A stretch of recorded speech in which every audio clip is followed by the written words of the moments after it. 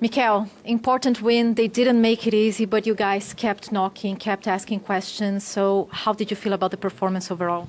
Well, very happy to win here. It's a really difficult place to come. I think that is very organized. By the way, I take the opportunity to say what a beautiful stadium they built. I had chills with the atmosphere, with the beauty of it. So congratulations. And in the first half we had some moments that we were very dominant without really creating much. We scored the goal.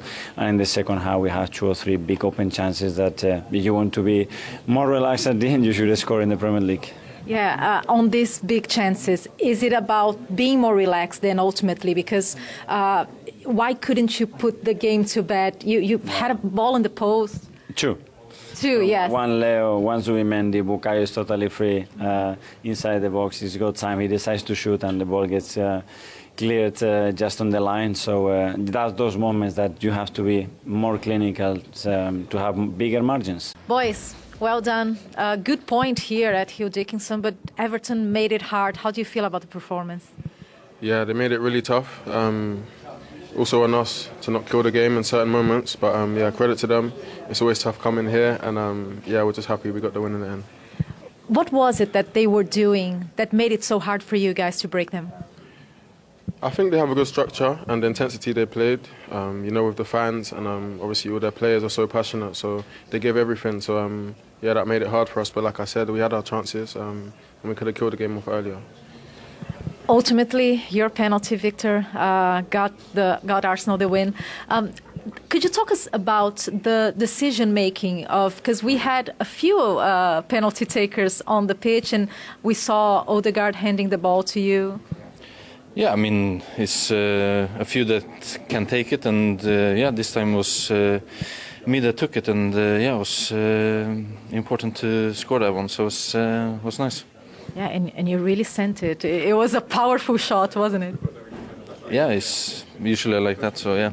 How important was it for you to get a goal tonight, to get the penalty? Because, of course, there's always pressure when you're playing for a club like Arsenal, but also when you're playing as a striker. Yeah, you always want to score goals, so yeah, that's the main target every game, I think, for all the attacking players. So yeah, that's what we want to do, and of course today we could have scored a few more, but yeah, the most important is that we won the game. And how have you been feeling? Because you didn't get much of a pre-season, and then you got the injury, but you've been getting a lot of praise from Mikel Arteta, and we see how much you work hard on the pitch. Yeah, I think I try to do my best always on the pitch, and then, yeah, of course you need to get to know the system, how we play, and then, yeah, fit into that role and adapt to that. But yeah, we're playing quite well. We're performing. We're in a good position in the league and Champions League. So yeah, we just keep going like this. And Bukayo, minutes before you guys played Everton, City played before you and got the win. How important was it for you to manage this game well, especially emotionally as well? No, there's not really any emotions in it. We take the emotions out. We just know we're focused on our job. And this week, since last week, we were focused on winning here, and we did that today. So, we're back on top of the table, but we're not watching City too much or the other teams. We just know we're in control now, and when we win every week, we'll stay there. Another really good performance from you guys and from yourself. So you're player of the match. Congratulations, Bukayo. Thank you very much. Could you do the honors, Victor, please? Here you go, bro. Cheers, brother. You have enough space at home or not? Yeah? I like that. There's enough space. And deserved, right? Man of the match for him. Well, yeah, you could say that probably, because Saka's always involved in a lot of things that's happening with Arsenal, but yeah, it wasn't one of his blistering, unbelievable performances, but yeah, he done what he needed to do today and spoke very well. You can see that everybody's very composed, very calm about what's happening. No one's getting too excited about being at the top of the league now. They know, like he said, if they carry on doing what they're doing and winning games, they can stay there. It's in their hands. So the main thing is that they're all on the right page in respect of what they're trying to achieve. Yeah, and Raya just used the word composed. They are very composed, very calm, not getting too excited or happy about the win. They looked quite sort of calm in that interview. They did, yeah. I mean, they've been in this situation before, haven't they, where they've been in and around the top for a long period of time. In previous seasons, they've dropped points late on, and And that's when the questions are going to, not around Christmas, the questions are going to come around March, April, May. Exactly. And that's, can you hang on to a 2-point lead then when Man City win just before you? Yeah. And then that's when the pressure is. At the moment, of course, there's pressure. They want to keep that advantage, but, you know, as I say, they've done this before. They've done this before for a few years. It's the last little bit. It's the hardest little bit. And but they do feel like and look like they're in a better position now than they ever have been. It's a strong squad.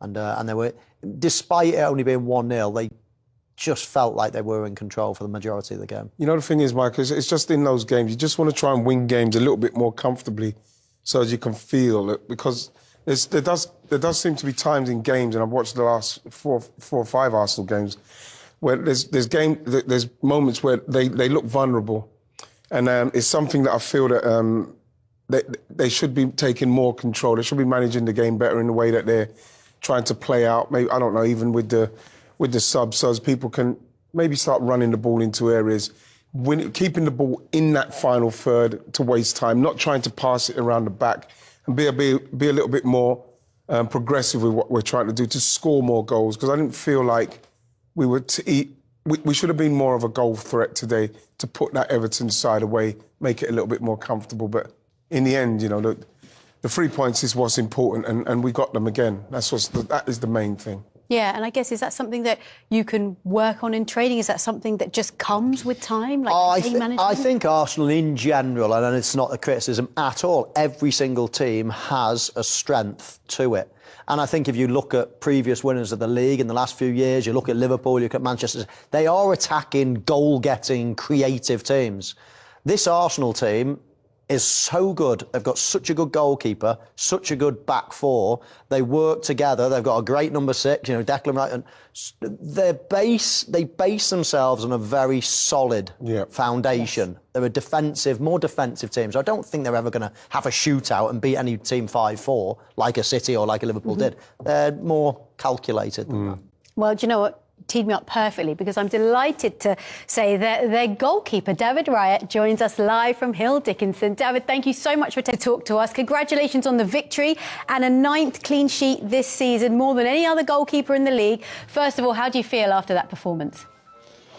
Hello, thank you. No, we feel great after the 3 points. I think we need to put the games to bed a little bit earlier, not to have that pressure at the end of the game, but credit to everyone, credit to the players that we defended very, very well. We gave them little chances, and just it's great to keep the clean sheet. It makes it easier to win games.